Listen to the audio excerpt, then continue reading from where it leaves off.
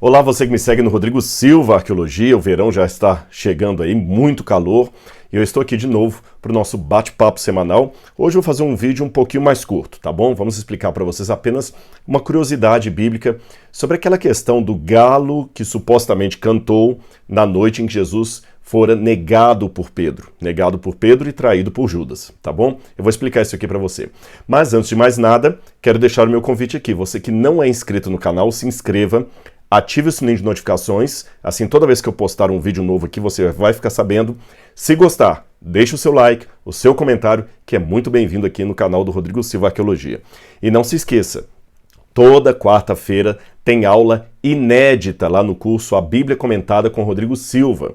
Então, se você ainda não é inscrito, aqui embaixo eu vou deixar no descritor um link como é que você pode se inscrever nesse curso e toda quarta-feira ter uma aula inédita e exclusiva para os assinantes sobre a Bíblia Sagrada. Estamos estudando o livro do Gênesis e você pode assistir a aula quantas vezes quiser, a hora que quiser, com quantas pessoas quiser, tá bem? Bom, vamos falar um pouquinho sobre essa questão do galo supostamente cantar. Como eu sei que muita gente que segue aqui o canal, que é inscrito no canal, vem de uma origem católica ou são católicos, então deixe-me aproveitar para colocar uma curiosidade para vocês.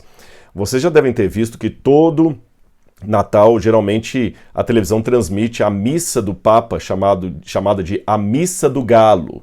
A Missa do Galo. Desde que eu era pequeno eu lembro de ver a Missa do Galo. Muitas famílias que são católicas têm a ceia e depois da ceia, meia-noite, elas vão lá assistir à Missa do Galo. Hoje, geralmente, a que faz mais sucesso é aquela que é transmitida diretamente de Roma.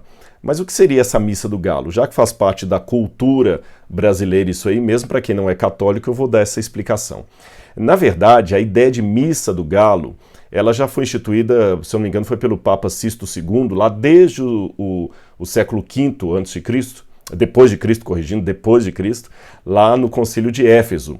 Ali no Concílio de Éfeso, eles instituíram várias coisas, várias práticas litúrgicas da igreja, e entre elas essa missa, que tradicionalmente é chamada de Missa do Galo. Embora, bem da verdade, eu acho que só o Brasil, se eu não me engano, a Espanha, Portugal e a Itália tem esse nome Missa do Galo. Os outros países católicos não têm geralmente esse nome Missa do Galo.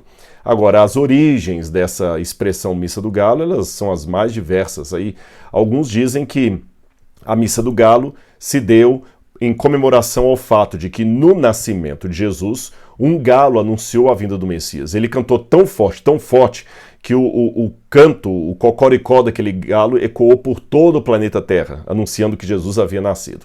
Então, por isso seria a Missa do Galo. Uma outra versão diz que não, que essa Missa do Galo é apenas porque ela é muito tarde, ela é à meia-noite. Segundo a tradição católica, Jesus teria nascido à meia-noite do dia 24 para o dia 25 de dezembro. Eu, particularmente, não concordo com essa data para o nascimento de Jesus. E como essa missa é depois da meia-noite e ela termina muito tarde, ou terminava muito tarde, ela terminava já na hora que o galo estava quase cantando para arraiar o dia e as pessoas iam dormir. Então daí veio a ideia de Missa do Galo. Mas existe uma outra tradição também, que em Toledo, na Espanha, havia alguns homens que tinham o costume de, na noite do Natal, do 24 para o 25 de dezembro, eles matavam um galo para simbolizar aquele galo que cantou quando Pedro negou Jesus. Lembra, segundo a Bíblia, quando Pedro negou a Cristo, um galo cantou. Aqui a Bíblia fala, por exemplo, isso está em vários dos evangelhos, mas eu vou ler o evangelho de Lucas. Pedro falou com Jesus assim: Senhor, eu estou lendo Lucas, capítulo 22, versículo 13 e 14, tá bom? 33 e 34, perdão. Lucas 22, 33 e 34. Porém, Pedro respondeu: Estou pronto para ir com o Senhor, tanto para a prisão como para a morte. Mas Jesus lhe disse: Eu lhe digo, Pedro, que hoje, antes que o galo cante, você negará 3 vezes que me conhece. Antes que o galo cante, você negará 3 vezes que me conhece. E logo depois, de fato, Pedro nega a Jesus. Pedro nega Jesus e o galo canta. E aqui já diz mais à frente, aqui, ó, no verso 60. Mas Pedro insistiu: Homem, não sei quem você está falando. Ele estava negando que conhecia a Cristo. E logo enquanto Pedro ainda falava, o galo cantou. Então o Senhor voltou e fitou os olhos em Pedro. Jesus possivelmente estava saindo de uma sala para outra, ali da casa do sumo sacerdote, e Pedro se lembrou das palavras do Senhor, como lhe havia dito: hoje, antes que o galo cante, você me negará 3 vezes. E Pedro ainda chorou amargamente. Bom, então, segundo essa tradição, lá na Idade Média, na cidade de Toledo, alguns homens tinham o costume de levar um galo para a missa, e alguns até abatiam, matavam o galo antes da missa, e na hora da missa eles distribuíam aquele galo para os pobres, ali para tornar a ceia de Natal deles um pouco mais requintada. Então esse galo que eles matavam era um símbolo do galo que cantou quando Pedro negou Jesus. Aí então a tradição acabou saindo como missa do galo. Eu não posso dizer para vocês qual dessas histórias seria a que está por detrás da expressão missa do galo. Também não posso dizer se são histórias verdadeiras ou lendas, mas esta última versão do galo que supostamente cantou quando Pedro negou Jesus, é ela que eu quero tratar um pouquinho aqui. A pergunta que a gente faz é o seguinte: que galo é esse que cantou em Jerusalém e toda Jerusalém ouviu? Alguém pode falar: não, mas esse galo devia estar na casa do sumo sacerdote, não precisava de todo mundo ouvir, bastava que Pedro ouvisse o galo cantando 3 vezes, né? E note, antes que o galo cante 3 vezes me negarás, algumas leituras dão a entender que o galo também cantaria 3 vezes.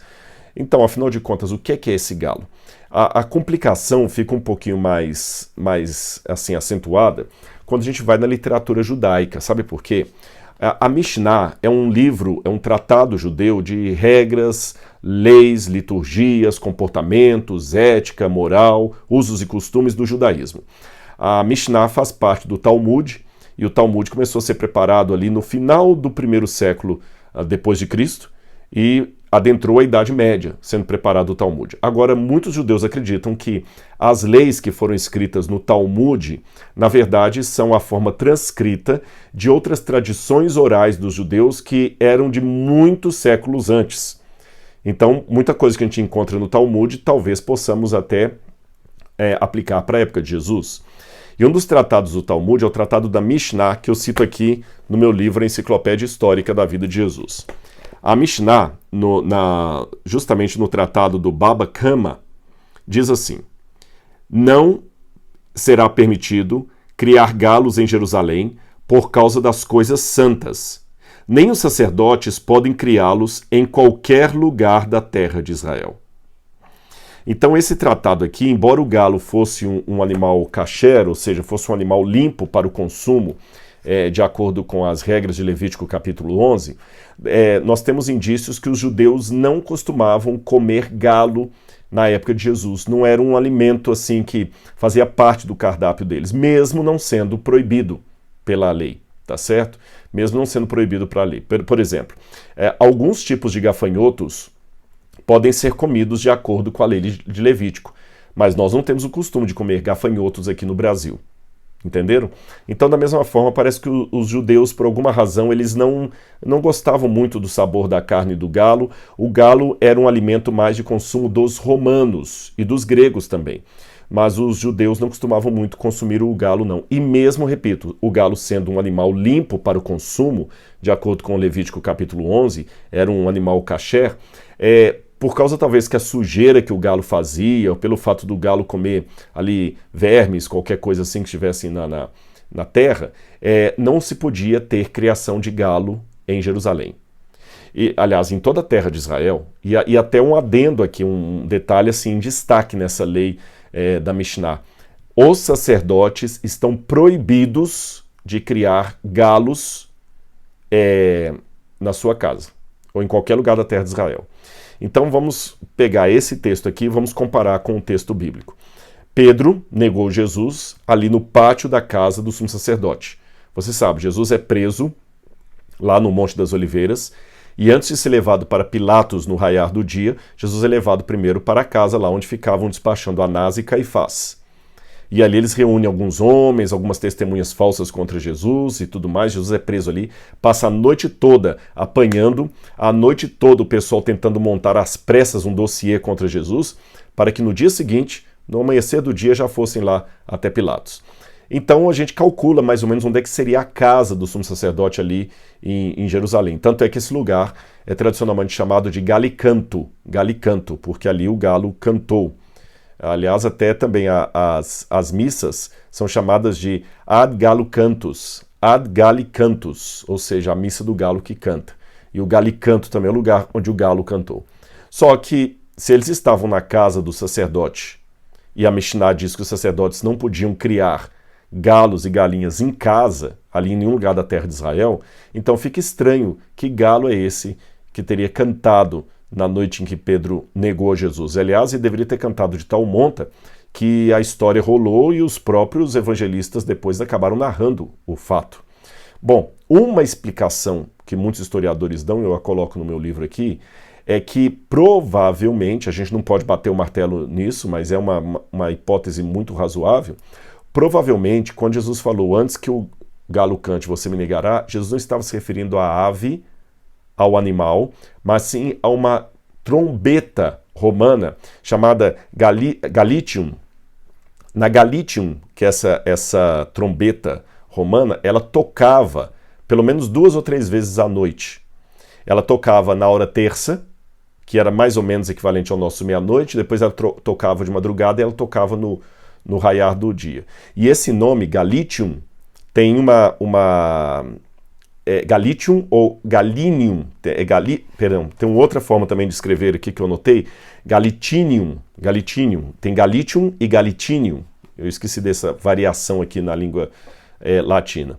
Como ela tem o som parecido de um galo, os romanos davam esse nome de a trombeta do galo.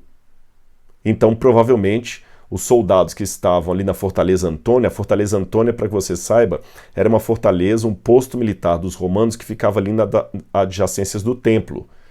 Então, os soldados tocavam para que todo mundo soubesse que a cidade estava em paz. Era uma forma assim de falar, olha, fica tranquilo que nós estamos vigiando a cidade, está tudo em paz. E talvez Jesus se referiu a essa trombeta antes que ela tocasse à meia-noite, no primeiro das 3 vezes que ela tocava, Pedro negaria o Senhor. Bom, como eu falei, a gente não pode bater o martelo, mas é uma possibilidade a ser considerada. Agora, mais importante do que saber se foi um galo ou se não foi um galo, é saber 2 coisas. Primeiro, será que eu, como Pedro, também não estou negando Jesus? A gente fala muito do pecado de Judas, de trair Jesus, mas Pedro também pecou. Ele negou a Cristo. E há 1001 formas de negar a Cristo. Nota que Pedro, na explosão dele, falou, Senhor, eu vou morrer por ti, eu vou com o Senhor para a prisão ou para a morte.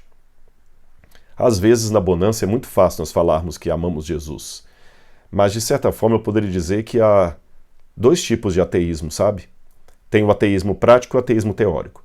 O ateísmo teórico é esse clássico, são pessoas que falam o seguinte, para mim Deus não existe, ponto final. Mas o ateísmo prático são pessoas que dizem, Deus existe, mas vivem como se ele não existisse. Negam a Deus, negam a Cristo no caso dos cristãos. E ele falou, aqueles que me negarem diante dos homens, eu também os negarei diante dos anjos de meu Pai. Agora, a segunda e última coisa importante desse episódio é que mesmo negando a Cristo, Pedro ainda teve o perdão. A gente não pode ficar enfatizando apenas a negação sem esquecer a parte que eu li aqui, que quando Pedro ouviu o galo e viu o olhar de Jesus, ele chorou amargamente. E Pedro, saindo dali, chorou amargamente. Sabe, eu não sei que pecados ou erros você possa ter cometido, mas se você pedir perdão hoje a Deus dos seus pecados, ele pode lhe olhar com o mesmo olhar sereno que olhou para Pedro. Não um olhar de condenação, mas um olhar de tristeza. Poxa, Pedro, por que você fez isso? E se você amar a Jesus mesmo, ele ouvirá o clamor das suas lágrimas e dará para você a grande dádiva do perdão.